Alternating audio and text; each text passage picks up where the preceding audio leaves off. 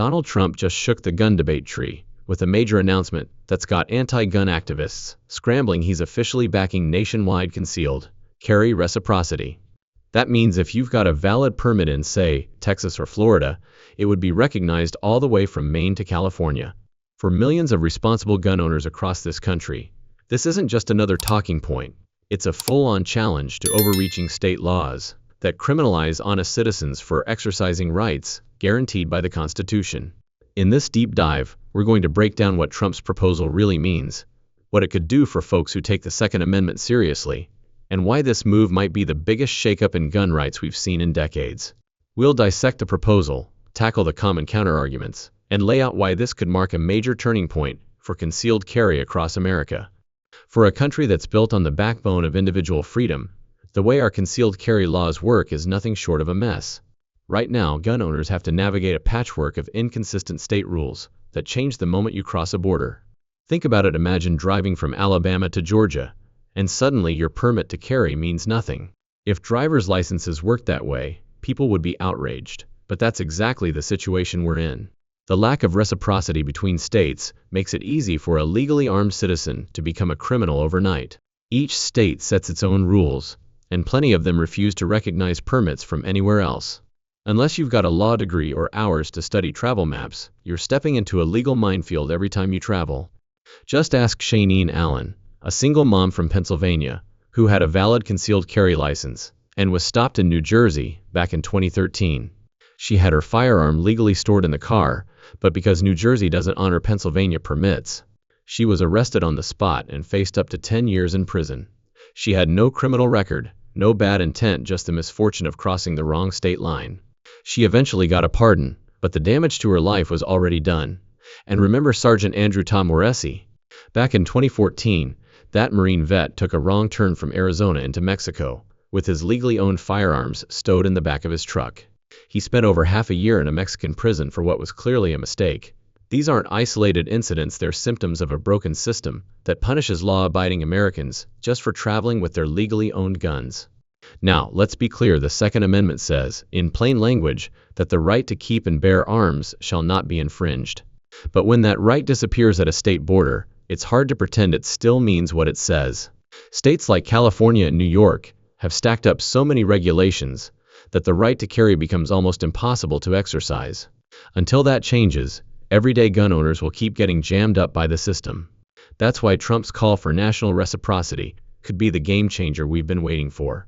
The idea is simple. If you're licensed to carry a concealed firearm in one state, that license should be honored in all 50. Just like how your driver's license doesn't magically stop working when you visit Nevada or Tennessee. This isn't some wild new idea either. Lawmakers have been pushing for this kind of reform for years through a bill called the Concealed Carry Reciprocity Act. Back in 2017, the House of Representatives passed H.R. 38, which would have changed Title 18 of the U.S. Code to require universal recognition of carry permits across state lines.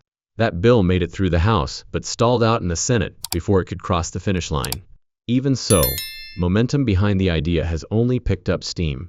Supporters argue that it would eliminate a lot of the legal guesswork, simplify travel for armed citizens, and uphold the Second Amendment uniformly across all states. Right now, the way things are set up is more than just inconvenient, it's unjust. Responsible people are getting tripped up by inconsistent laws while just trying to protect themselves and their families. National reciprocity is the way forward. It respects state differences, but ensures that our constitutional rights don't get tossed out the window just because we crossed a line on the map. President-elect Donald Trump has made his stance crystal clear. He's fully committed to bringing national concealed carry reciprocity to life. Under his proposal, every one of the 50 states would be required to recognize concealed carry permits issued by any other state. In other words, if you've got a permit from your home state, whether it's Arizona, Alabama, or Wyoming, you'd be legally covered no matter where you go in the country. In a recent address, Trump summed up the issue in no uncertain terms. I will protect the right of self-defense everywhere it is under siege, and I will sign concealed carry reciprocity. Your Second Amendment does not end at the state line. That one statement hits the nail on the head. Our right to carry shouldn't be canceled the moment we cross a border. His goal is to eliminate the legal traps that have punished law-abiding citizens for simply traveling with their legally owned firearms. Trump took it further, saying, Just like your driver's license or your marriage license, your Second Amendment must apply across state lines. The message is loud and clear: constitutional rights should be recognized nationwide, not stopped cold by state lines. Trump's call for a coast-to-coast concealed carry system isn't just another policy pitch, it's a direct rebuttal to the relentless push for tighter gun control coming from the political left. It's about affirming what many of us believe is a non-negotiable right: to defend ourselves and our families wherever we are. The current system is a confusing mess where decent, permit-holding Americans can accidentally break the law by crossing into the wrong jurisdiction. It's more than inconvenient, it's a threat to our freedoms. What Trump is laying out is a uniform system that protects both the Constitution and responsible citizens. Proponents argue this shift wouldn't just secure the right to carry, it would also strengthen deterrence by making it more likely that good people are legally armed and ready to respond in a crisis. But this fight isn't just about simplifying travel plans, it's about restoring the Second Amendment to its rightful place. We've lived too long with a patchwork of rules that dilute one of our most basic rights. If Trump's plan goes into effect, Americans who've followed the law, gone through background checks, completed training, and secured a permit will finally be able to cross state lines without the constant worry of being tripped up by conflicting laws. Whether you're a family headed out on a road trip, someone relocating for work, or just a citizen enjoying your weekend, out of state, your right to carry will come with you. Supporters of this policy also highlight a hard truth: criminals already enjoy a kind of de facto reciprocity. They ignore the law, slip across state borders with no regard for rules, and take full advantage of the legal chaos. The infamous iron pipeline along Interstate 95 is a perfect example, where illegal firearms move from states with looser laws into cities with strict gun control like New York and Newark. Bad actors don't stop to check reciprocity agreements. They operate freely, while law-abiding citizens are the ones restricted. If those who break the law can move across state lines unchallenged, then surely those who follow it deserve the same freedom backed by legal protections. Let's not forget, concealed carry license holders undergo background checks, complete training, and are statistically among the most law-abiding people in the country. Of course, there's going to be pushback. Opposition is already brewing, especially from those who claim that wider concealed carry will increase crime or undermine state authority. But that claim doesn't hold water. The data simply doesn't support it. Research from the Crime Prevention Research Center shows that people with carry permits tend to be even more law-abiding than law enforcement. In states like Texas and Florida, the rate of criminal conviction among permit holders is significantly lower than that of police officers. And when you look at real-world situations like the shooting in Portland, Oregon in 2012, or the tragic events in Sutherland Springs, Texas in 2017, armed citizens played critical roles in stopping mass shooters. These are not theoretical arguments, they're real examples that show how trained, responsible gun owners can make the difference when every second counts. One of the more common criticisms leveled against national concealed carry reciprocity is that it supposedly undermines states' rights.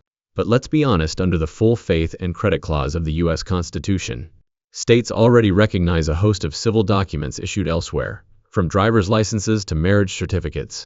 No one questions the legitimacy of a Nevada marriage license in Ohio, or a Florida driver's license in Illinois.